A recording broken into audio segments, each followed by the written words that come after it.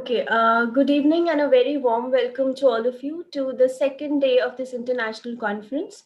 And this is the 8th session of the day, which is a plenary session. The rapporteurs for this session are Shraddha Aditya Veer Singh and Abhishek Pundir. So I would like to invite Abhishek and Shraddha to take over the platform and introduce the chair for this session. Thank you, Kashish. Good evening, everybody. Welcome to the plenary session, which is the 8th session of the conference. And this evening, we have with us Dr. Preetha Mani, who's the assistant professor at South Asian Literatures, Rutgers School of Arts and Sciences, and Dr. Singh, associate professor, Department of English, Comparative Literature, South Asia Institute, Center for Asian American Studies, University of Texas, Austin. To chair this session, we have Professor Torsten Tschacher, and I would like to introduce him to everybody. Professor Torsten Tschacher is currently teaching at Freie University, Berlin. His research focuses on the history, society, and discursive traditions of Tamil-speaking Muslims around the Bay of Bengal. He has published widely on questions of identity and community formation in Tamil Muslim societies, as well as Muslim literature in Tamil. A research monograph entitled Race, Religion, and the Indian Muslim Predicament in Singapore was published in 2018 with Rutgers. Currently, he is preparing a book-length study of Islamic textual cultures in the Tamil-speaking world between the years 1572 and 1842, as well as co-editing a volume on non-sectarian traditions of celebrating Muharram. I invite you, sir, to now chair the proceedings of the evening. Yes, thank you very much, Shraddha, for this kind introduction. And welcome back, everyone, to the final session of today. I myself have to apologize that I wasn't there in the morning, but all the panels I heard were really very thought-inspiring and fascinating. And this panel promises to be as well. So I shall briefly introduce the speakers just together with their, papers. So I will first now introduce Dr. Preetha Mani, who is assistant professor for South Asian Literatures at Rutgers University. Comparative Literature program at Rutgers University. And comparative literature is really a central feature of her work. Her much awaited forthcoming book, which is entitled The Idea of Indian Literature, Gender, Genre, and Comparative Method, does something that few have dared before. Namely, she compares literary development, 20th century literary development in Hindi and in Tamil. Her paper today, however, will be a pure Tani Tamil paper, New Voices, New Language, the Spoken Language Poetics of Tamil New Poetry. Preetha, the floor is yours for 21 minutes, and then we shall have the discussion. Okay, I'm just going to share my screen, if that's okay, so I can play this PowerPoint. Here we go. And I'm sorry, I just wanted to, there, okay. Oh, sorry. I'm sorry. Okay. Let me thank Nishath and Hans for inviting me to be a part of this truly spectacular conference, and also to the entire conference team for putting together such an impressive event. So my talk today is called The Spoken Language Poetics of Tamil New Poetry. Until Subramanya Bharati's early 20th century poems, free verse did not exist in Tamil literature. Despite the immediate recognition that Bharati's poetry received, however, literary historical accounts of Tamil literature consistently view the 3 decades following Bharati as a dry spell in modern Tamil poetry. Only in the 1960s, notes Valikarnan in his 1977 History of Modern Tamil Poetry, when C.S. Chellappa gave the name Pudukavide, New Poetry, to free verse poetry in his little magazine Yerthe, did modern poetry come to hold a revered position in the Tamil literary canon.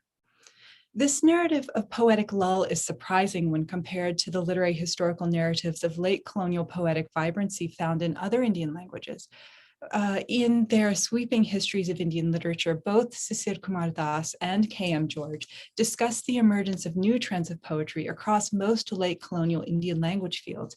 In Hindi, for example, a continuous stream of poetry movements, Chayavad, Pragativad, Prayogvad, Nay Kavita, took shape between the 1920s and 1950s. By contrast, why does a narrative of late colonial poetic decline prevail in modern Tamil literary history, despite the well-documented fact that Tamil writers continue to compose poetry during this period?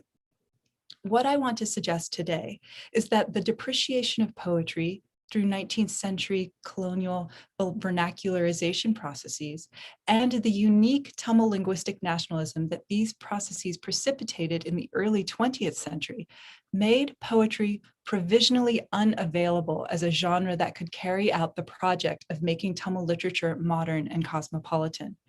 Overcoming this impasse, I will argue, required the aesthetic frameworks built around prose that Tamil writers theorized between the 1930s and 1950s, as well as the vocabularies pertaining to music and language that the Tamil Isai Iyakam, the Tamil music movement, generated during the 1940s. Tamil writers' literary elevation of prose opened a space for literary criticism to spur the reconsideration of poetry, while Tamil Isai Iyakam debates about the relationship between music and language supplied the conceptual terminology for this reconsideration. These conditions led to the recasting of poetry in the 1960s as a genre suitable for post-colonial expression.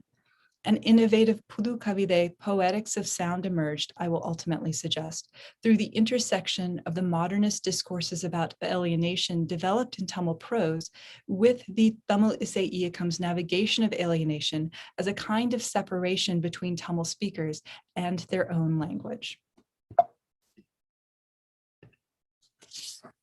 Part 1.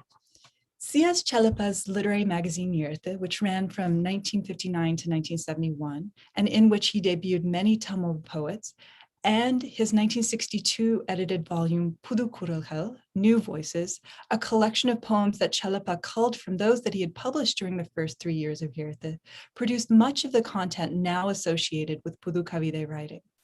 One important way that Yirtha poems accomplished this task was by directly addressing the very act of writing and the existential condition of the poet.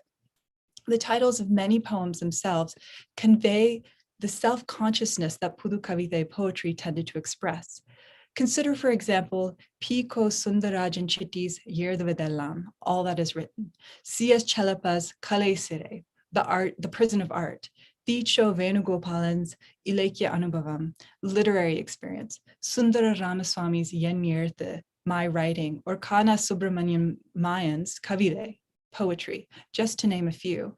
As these titles suggest, Pudu Kavide poems literally, rather than metaphorically, situated writing as their central concern, exploring the ambitions of the poet in both sympathetic and satirical tones.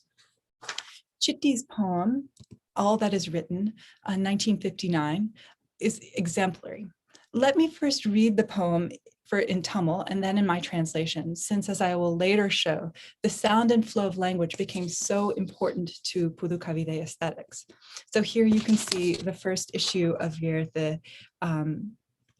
Here is the table of contents, and you can see here is Chitti's poem, which is published on page 12. Yirtha Vedellam.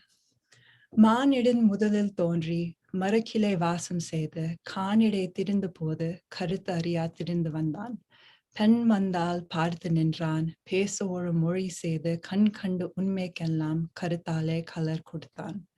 Tavi tavite tat talite tar kuripal talladi, kavide yenna kurpiya tan karpane kaperitan. Naal adevil ise kuriya na parakam nayamirka, talita kavide Kadavinpin, Tatvam Palapesi, Parathoru Sindanayan, Palavera Oli Ellam, Yer Tendra Rupatil, Yetilla Puritapin, Katture Nadiadi, Kavideka Poralteri, Totum Todadalamai, Tol Kalai Kayande, Kadayendra Vadivate, Kanada Pudumayana, Valeta Sidaitatan, Vale Vellam, Uttiyanran, Ilaikyam Sevadendral Yelidille Yertala. Kalkinal, Kavariyum, Karvapurul Palakatam. all that is written. In the beginning, man was born, turned tree branch into residence. While roaming the jungle, reformed his ignorance. Woman appeared, he stopped and stared, made a language for speaking, colored with ideas all the truths he encountered. Disturbed, distressed, desolated, faltering, illiterate, confounding his imagination, he labeled it poetry. As in time the music diminished, as the habitual tongue lost sophistication, speaking philosophies behind a bolted door, he gave written appearance to the multifarious sounds of a single ripened thought, etched them onto palm leaf, circulated essays, searched for the meaning of poetry, turned the grasped into the ungraspable, adopted ancient arts. Calling the form of narration newness unseen, he contorted and destroyed it. All his contortions he called words. Creating literature is not easy, O writer. If you stir things, even the Kaveri appears sullied and dirty. Chitti's poem frames the story of mankind as an evolutionary narrative that begins with the individual's birth, progresses through the primal stages of survival, physical passion, and language development, and ends with the predicament of man turned intellectual who has learned to wield language so effectively that he has taken its literarization too far.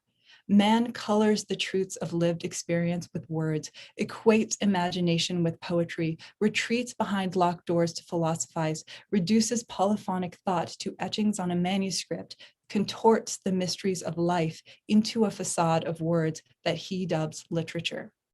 What man misses when he fails to delve beneath the surface of words, the poet ironically expresses in the closing lines, is real life in all its muck and grotesqueness, which seeps through even the most ancient of poetic symbols connoting sacredness and purity, the Kaveri River. All that is written might be characterized as typical of the Tamil modernism of its period. It recalls Enlightenment notions about reason, knowledge, the death of God, and the renewal of the individual, themes which 20th century Anglo-European modernists such as T.S. Eliot critiqued as well as aestheticized. At the same time, the poem is indebted to the aesthetic worldview constructed by Tamil Manikodi writers, Tamil writers associated with the magazine Manikodi, which ran from 1933 to 1939 and was the first Tamil magazine to solely feature literature. Chitti himself, along with Chelappa and Pichamurthy, who I'll talk about in a minute, was part of this group. The Manikodi writers turned their focus to the short story as a response to Dravidianism and the pure Tamil movement, both of which had reached a new height in the 1930s and which sought to reclaim Tamil language and culture from Sanskritic dominance imposed from the north. Countering the colonial construction of Tamil as a vernacular rather than classical language, and the colonial bias against older genres of Tamil poetry, which were deemed difficult, artificial, flowery, and outdated, Tamil ethno-linguistic nationalists equated the recently rediscovered corpus of classical Sangam poetry with Tamil literature proper and dismissed modern Tamil as vulgar and derivative. Manikodi writers, by contrast, located literary value in the welcoming of outside influences into Tamil language and culture, the integration of ordinary affairs and everyday language uses into written forms, and the elevation of the emotional life of the individual as the preeminent concern of literature. They undertook these endeavors through the medium of prose during this moment when the preferred genre for the expression of Tamil language devotion was poetry. To a Tamil reader, the influence of the Manikodi writer Vrithachalam Pudume Pithin's literary conceptualizations of the emotional life of the individual, Thani Manithan, on Chitti's poem cannot be missed. Elsewhere, I have discussed how Pudume Pithin's essays and short stories focused intently on the figure of the Thani Manithan, whom he sought to free from the fetters of society. Defining the primary purpose of literature as the effort to arouse in readers the emotion, unarchi, of isolation, tanime, which he viewed as the fundamental condition of modern life, Pudume Pithin produced satirical and sometimes scathing reflections about the failure of the individual to break away from social conventions, to welcome emotional introspection, and to transform the self through literary inspiration. The disparaging tone of all that is written, that all that is written employs, it employs Pudumepithin's aesthetic methodology of turning socially accepted norms on their head, particularly in its last lines, which cast the writer's elevation of classical art as distorted and his resulting literary creations as superficial. The Pudu Kavide novelty that Chitti's poem expresses lay in its oral features, oral as in the quality of sound, not in its thematic content or ideological position. The poem possesses a distinct rhythm and uses considerable alliteration while ignoring classical prosody conventions regarding meter, rhyme, and the subjects appropriate to poetry. For instance, the rhythm of the following lines has an onomatopoetic quality to it, which mirrors the distressed faltering of the writer seeking to master written expression. So here you see the poem. Here are the lines that I want to focus on. Tavite tattalite tar kuripal tallari kavide yena kurpiatan karpne keperitan. So in this verse, the writer's faltering acquires an aesthetic dimension discernible only through its sound, a meaning that the semantic connotations of the words themselves cannot express.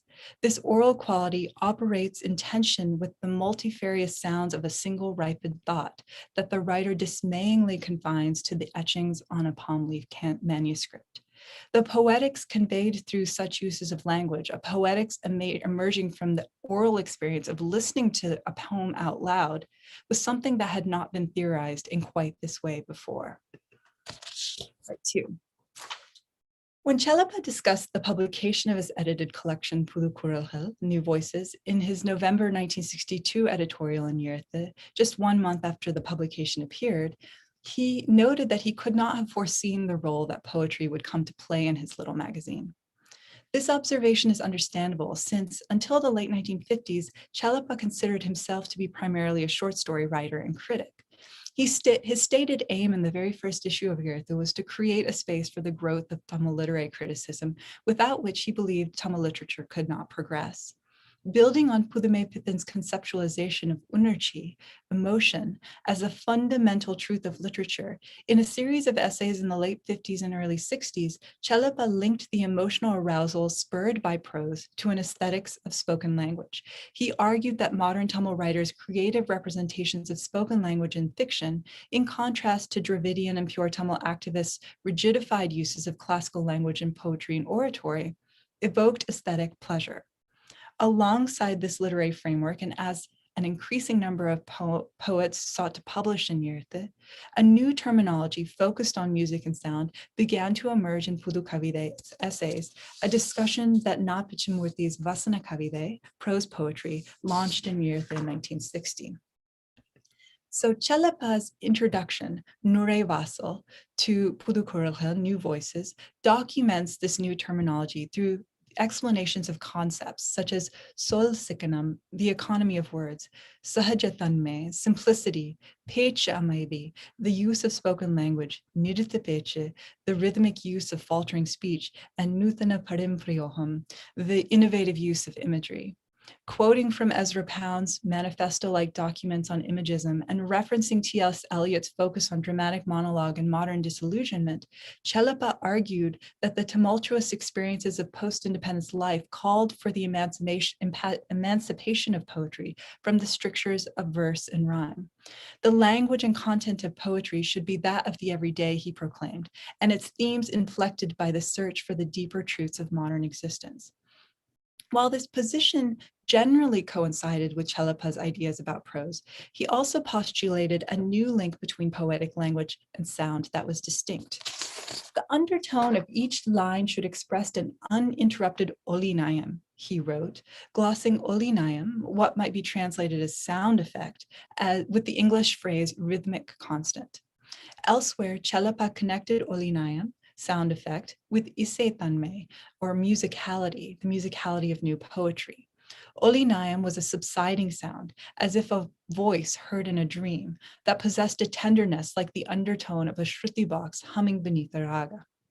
The term olinayam appeared consistently in various essays on Pudu Kavide from 1960s from the 1960s onwards, and came to serve as a central aesthetic node around which the genre of Pudukavide could articulate the uniqueness of its literary expression. Pitchamurthi's essay Vasana Kavide, prose poetry, laid the groundwork for this concept's significance. Here's Pitchamurthi. Oops, I'm sorry. Deeply aware of the changes that print technology and silent reading have brought to poetry, Pitchamurthi sought to distinguish poetry's isse, music, from the conventions of traditional Tamil parte, versed poetry that is sung. He argued that only isse could unite man's intellectual thoughts with the emotions arising from lived experience, which together formed the basis of man's existence. In this way, Pitchamurthi broadened Pudhumaipithan's elaborations about the aesthetic pleasure that literary evocations of emotion could bring to include knowledge gleaned through oral sensibilities. Olinayam, sound effect, which Pitchamurthi defined as the melody that words possessed when drawn out, as when a musical instrument prolongs notes, emerged from each poem's unique sortgol todar, the word arrangement, which was expressed in the individual pechanare, spoken style of the poet. Words in order produced sound effect and not just semantic meaning. This conception of the intimate relationship between language and sound proposed that the semantic meanings of words were distinct yet also inseparable from their oral composition. Music and meaning worked in harmony to give poetic voice to the individual's inner condition. So part 3, sorry.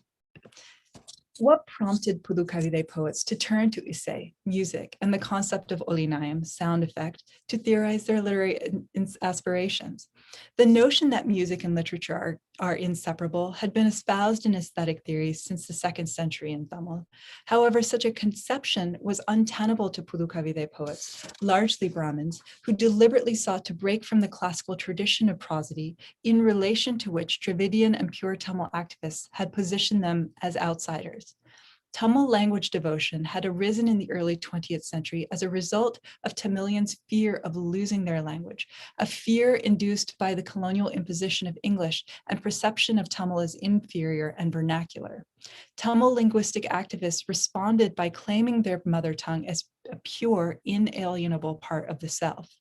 The strategy of writers associated with Manikodi and later Yerthe, who in turn felt dispossessed of the Sanskrit and English-inflected Brahminical Tamil that they had always wielded, was to construct literature as a sphere separate from language, through which individuals could develop a sense of community around aesthetic instead of linguistic affiliations. This aesthetic position compelled them to construct alternative genealogies for modern Tamil literature, as Chelappa did in his introduction to Pudukurahal. Still, the title of this volume. Preetha, yes, I have. Could you slowly start wrapping up? Because this is my last paragraph. Even though we, I think, Professor Torsten, we still have time as the next speaker hasn't joined, so maybe Preetha can finish. I have one paragraph. Sure. Thank you. I'm sorry to. Oh, perfect. Okay. Still, the title of this volume, Pudukurahal, offers a clue, I believe, for understanding why the medium of esse and the genre of poetry to which it was historically linked became once again available for aesthetic experimentation in the 60s. In her work on the Tamil esse movement of the 1940s and 50s, Amanda Wiedemann has demonstrated that the embodiment of voice became central to Kural, voice, became central to the Tamil esse stance that music could have no meaning to Tamils when presented in other languages. Proponents of Carnatic music, in which Sanskrit and Telugu dominated, understood music as a language more universal than word languages. By contrast, Tamil esse advocates emphasized the devotional orality of the affected Tamil voice to explain a subject's special relationship to his mother tongue. By the end of the 1950s, the Tamil esse movement faded away, but the parameters of Tamil esse debate created a historical opening for reconsidering the relationship between language, music, and literature, a project which the New Voices of New Poetry took up. Jahan Ramazani has argued that although poetic influences continually cross linguistic lines, the language specificity of poetry often grants the inheritances in a poet's working language a special weight.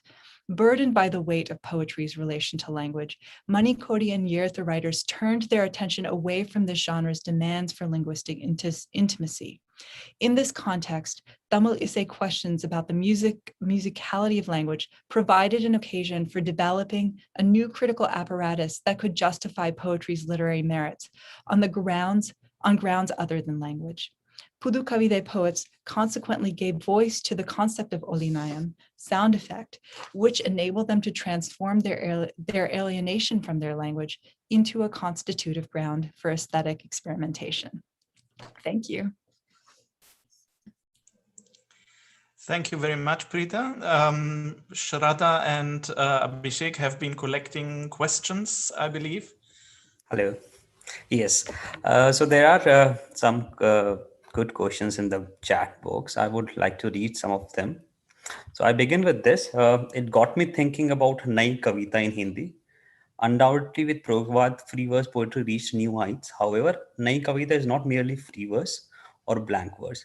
It is marked with myriad innovations, and there have been critics who consider free verse as not something new to Nai Kavita.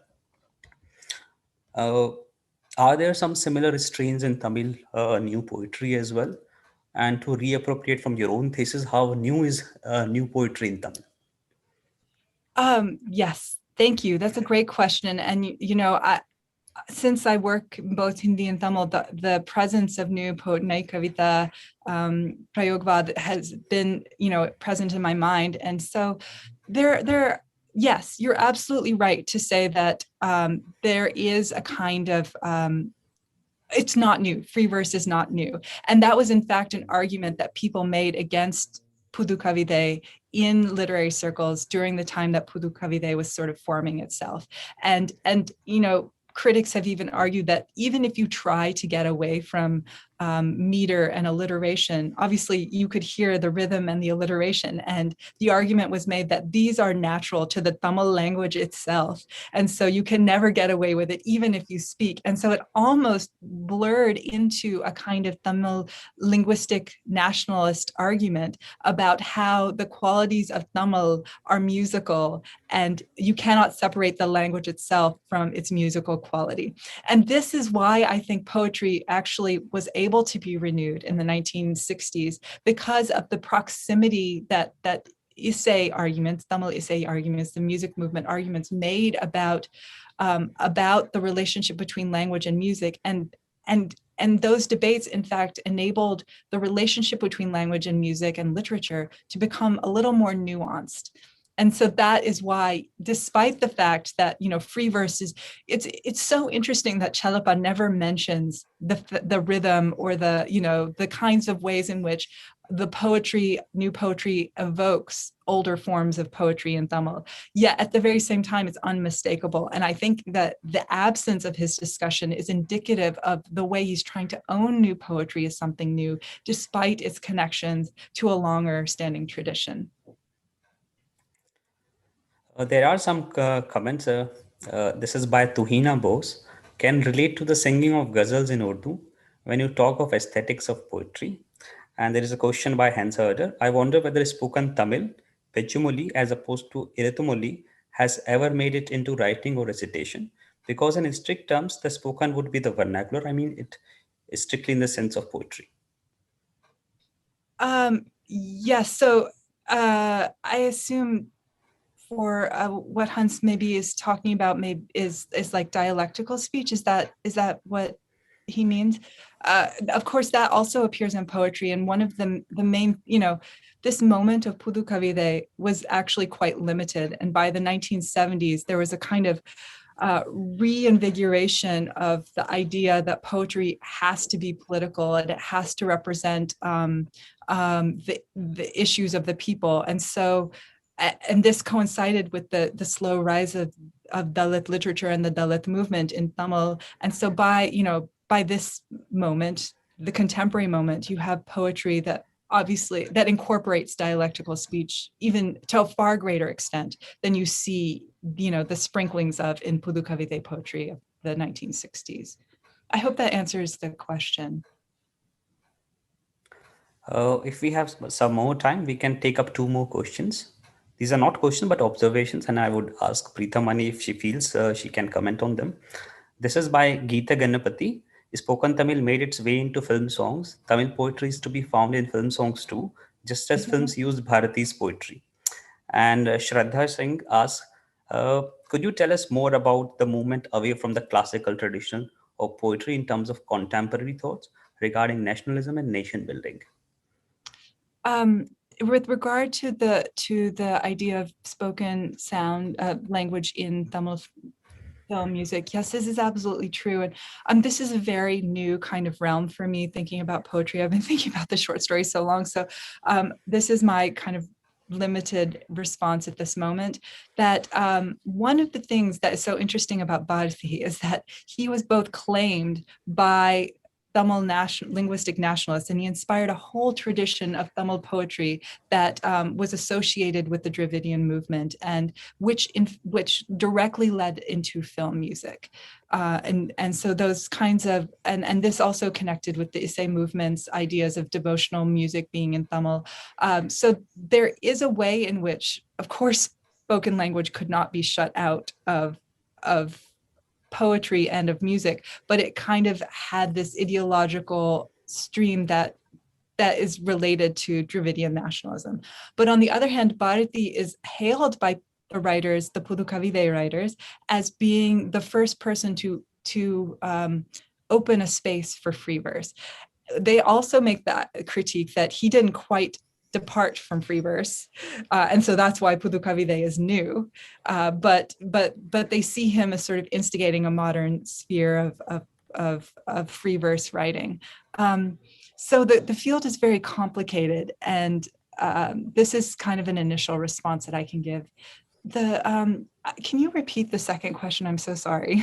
Yeah, so this is Shraddha's question. Could you please tell us more about the movement away from the classical traditional poetry in terms of contemporary thoughts regarding nationalism and nation building? So she wants you to comment about how, Bharati Hari's poetry, the new poetry, was contributing to the Tamil nationalism or India's nationalism at large. Yeah, I guess part of the way I answered the question just now about Bharati being kind of taken in two streams may be related to this, that on the one hand, he spoke about the love of the language. His poetry is about Tamil, the sweetness of Tamil, and this was something that Tamil linguistic nationalists could sort of catch hold of. But on the other hand, he did these very innovative things with language and form that became part of this new stream of Tamil poetry. And that kind of it's like a tree in Tamil literary history, where you have Bharati at the top and you have one stream that goes towards kind of innovative free verse, and another where Bharati is connected to more classical ideas of the sweetness of Tamil that I think persist to this day. And to be honest, in the contemporary Tamil field, which I haven't explored to too much of a great extent, what I see is, in fact, a way in which it has always been far messier. The idea of literary poetic Tamil has been far messier than these kind of binary understandings of classical versus modern, and nationalist versus cosmopolitan, or something like that. And so, a poet like Salma would draw inspiration from both poets associated with the Dravidian party, as well as from poets like Sundara Ramaswamy, who's associated with Pudukavide. And she talks about that in interviews and things like that. So that might be one way of sort of getting at the question, although I'm sure there's a longer response that needs to be made. I just wanted to interrupt because we still don't have our next presenter here, as far as I understand it. So we can actually continue with a few more questions. And if Abhishek doesn't mind too much, I would like to insert one of my own very quickly, which links up directly to what you have just been saying. Namely, when I look at many of the things, especially the poem by Chitti you read out, there's a lot of things which I see and which I would say, yeah, it wouldn't have surprised me, maybe not content-wise, but with regard to the form and the sound, which wouldn't have really surprised me in an 18th century poem. So whereas at the very same time, he seems to be, to a certain degree, drawing on all these 19th century discourses of how bad this older poetry was and how straitjacketed, etc., etc. So I was wondering what you just said, the messiness. This is actually how Pudu was Pudu Kavide. The question was there in the 1960s and it persists today too. No, you know what I think is it's not that it wasn't new. Okay, let me give two different answers. One is that the argument that I made is that the frameworks created by prose, by theorizations around prose, really enabled Pudu Kavide to claim itself as a legitimate literary movement or form in the 1960s. And what that means is, in fact, what the exploration of prose opened up was in a literary critical apparatus. And that is what perhaps we might say is new about Pudu Kavide, that in fact, there was all of this theorizing happening around Pudu Kavide to define what is new, despite, arguably its lack of newness. And the fact that there was a self-consciousness about this in the poetry itself. But at the same time, the second part of this is we see new poetry movements in Hindi, in Marathi, in Telugu, in Kannada. And so this is obviously happening at a larger scale, and it's happening, somewhat in the 40s, but mainly in the 50s and 60s. And it's Michael North makes this argument that the idea of making it new, which obviously new poetry references, is circulating. It doesn't even become a thematic concept, even though Pound theorized it in the 20s.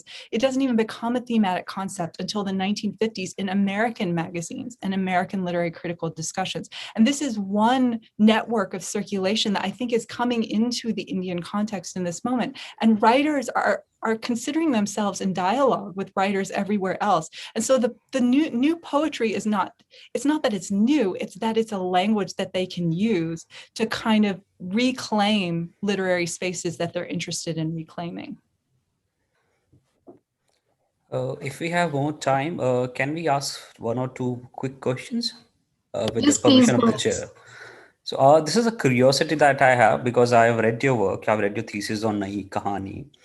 And when I think about Nahi Kavita in Hindi or new poetry in Hindi, I have to go back to Mahavir Prasad Dwivedi. I have to go back to Bhartendu Harishchandra because I have to think about the standardization of language and coming back of the vernacular in the standardized Hindi. So how would you propose to reconstruct the history of new poetry in Tamil? Mm-hmm. Surely would have to go back from 1960s into 1920s and before that as well. In case of Hindi, it was much easier because it was a language which was comparatively new.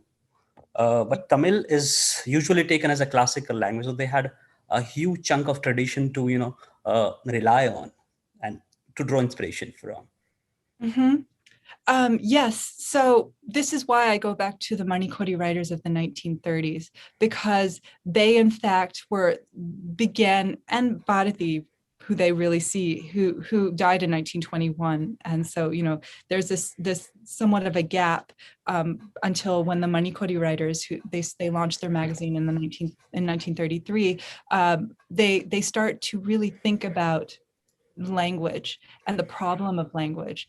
And so this is to me a kind of prehistory for the Pudu Kavide, and it's not that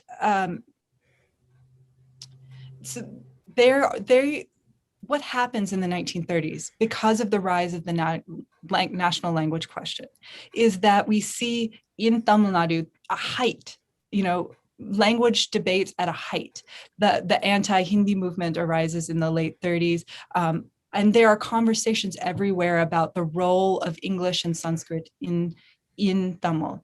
And so to create a literary space separate from language is a strategy that the Manikodi writers used to think about modern Tamil and allow for spoken language to come into literary Tamil as a way of modernizing it. And so this is the moment, I would say, where both the genre of poetry is made unavailable, but it's also made possible as a new poetry that is thought is conceptualized as free verse. What's interesting about the Tamil context is that there was the monolingualization of language resulted in the case of Manikodi and Yertha writers, not in a kind of linguistic nationalism, not in the idea that they need to reclaim their language and hold onto it in the face of colonial, the colonial or the Hindi imposition of English, but rather to use alienation, their alienation from language as a kind of aesthetic modality. And so that I'm locating that aesthetic modality in the language question of the 1930s. I hope that answers your questions somewhat. Yes, it does. There is a quick comment by Tuhin Bose. Musicality in poetry or the rhythmic cadence definitely makes poetry ethereal. Could there be a deeper reason, therefore, that this is so often found in our traditional ways of recitals?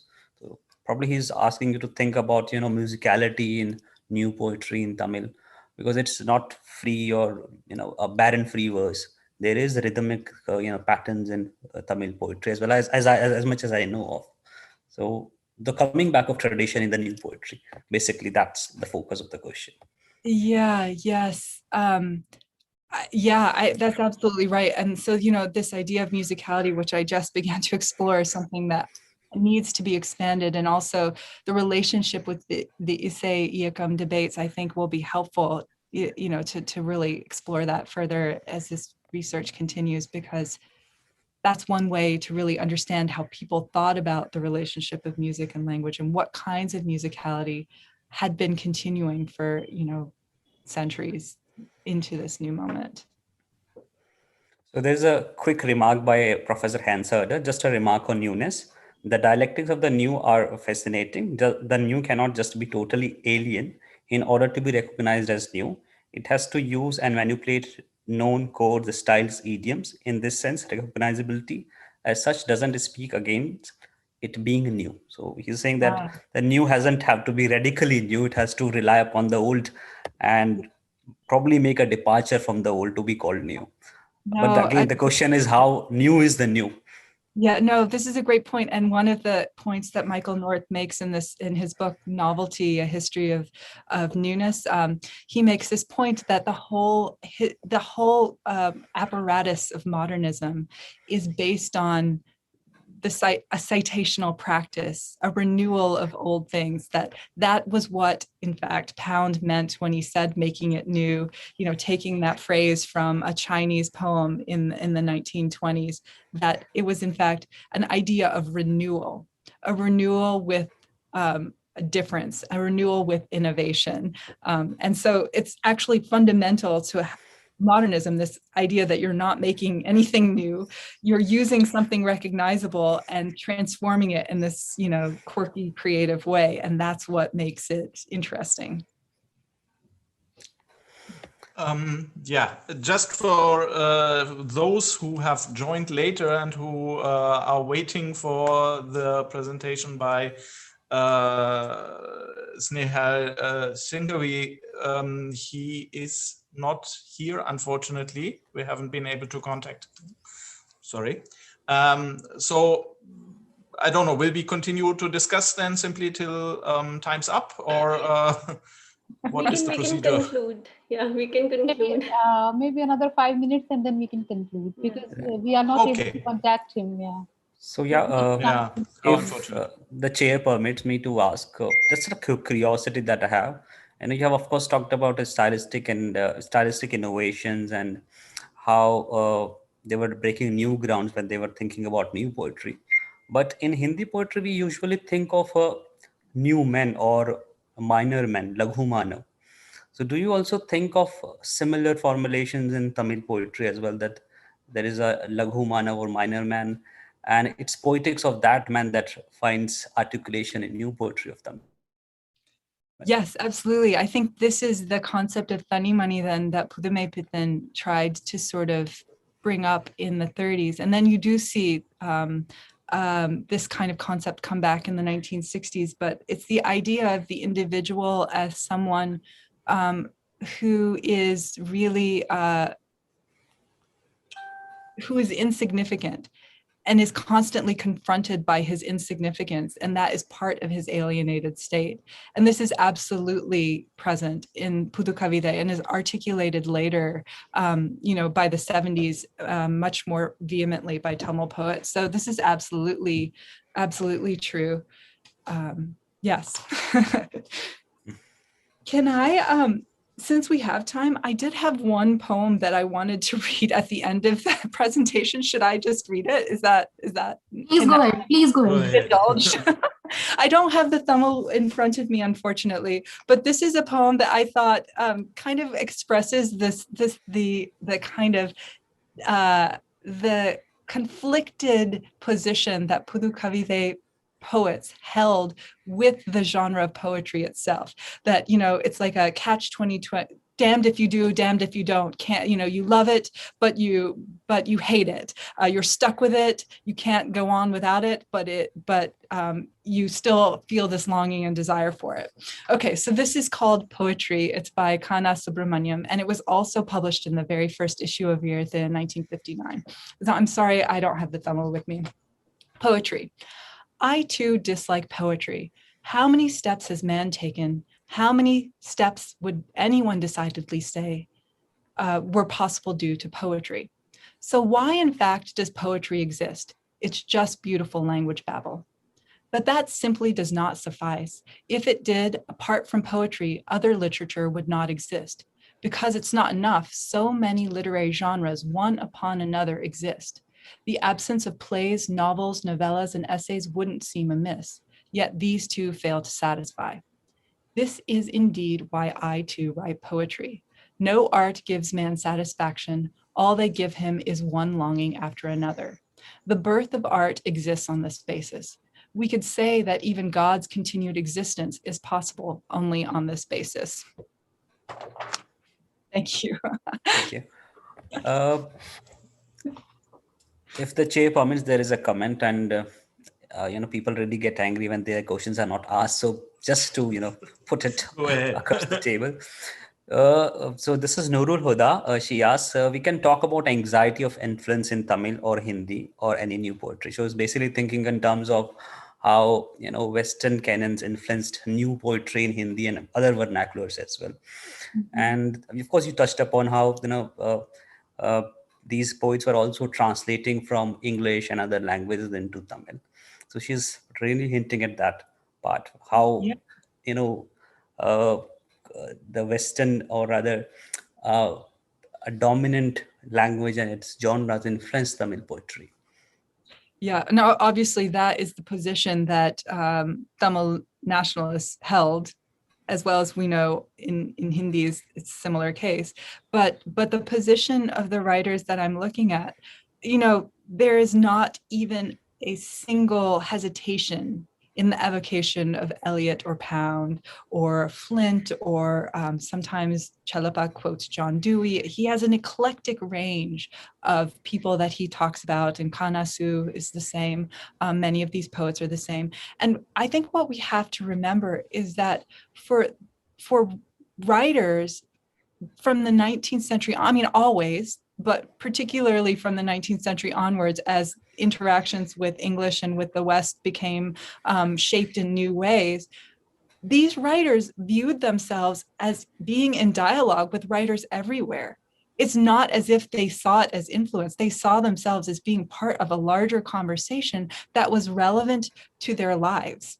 And so this is one way that I think we can think about the influence of anything that we call new. It's a kind of global conception of newness that's taking place here. But we can also, at the same time, see differences in how these poets use a person like Eliot or Pound. So, for example, in Nai Kavita, and I was revisiting the introduction to Tar Saptak as I was trying to think about this, and it occurred to me that for Agyei, Eliot's ideas of tradition are very useful.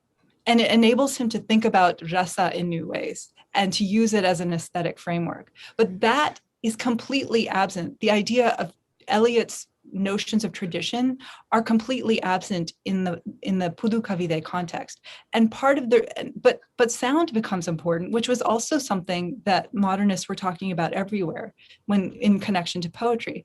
And this has to do with the fact, in my mind, that tradition became something of a burden to Pudu Kavide poets in a way that did not occur to Nai Kavita poets because of Tamil linguistic nationalism. That they had to divorce themselves from tradition because that tradition had been reclaimed in a particular way by Tamil linguistic nationalism. And so we see pound and sound coming in different way in Tamil poetry. So we can see that there are these differences, but that we can also see that they are all part of a global conversation about poetry at this time. Yes, thank you very much, Preetha, for this fantastic presentation and for standing question and answer for far longer than you were expected to.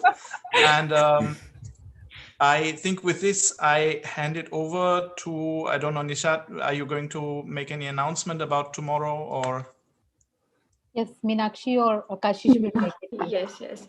Thank you so much, Dr. Torsten, Dr. Mani, for staying with us. Actually, we learned equally from your paper and through the question answer and the discussions that happened after the paper. Thank you so much, Abhishek. I think your own interest in this area sort of helped us, broach more topics and discuss them. And thank you so much, Shraddha. We'll be meeting tomorrow for a very exciting day. And we have a lot of presentations, interesting presentations lined up, including a few plenary addresses by Dr. Nilesh Bose, Dr. Ravi Kant, Gautam Liu, and of course, the much awaited valedictory address by Professor Gayatri Chakravarti Spivak. So we'll be meeting tomorrow in the morning at 9:30 a.m. IST. So we'll see you all. And that's it for the second day. Very excited about the conclusion as well. Thank you so much for joining us. Thank you for having me. This was wonderful. Thanks a lot, Preetha. It was absolutely amazing. It was delightful for me also. Francisca had been praising you for such a long time, and today we really got to hear you. I'm flattered and honored to be a part of this wonderful conference. It's a very, very impressive conference. Thank you. And thanks a lot, Torsten. I mean, you really managed it so well. I had little to manage. I got help by all of you. So thanks to the organizers. Otherwise, I would have been swimming quite a lot.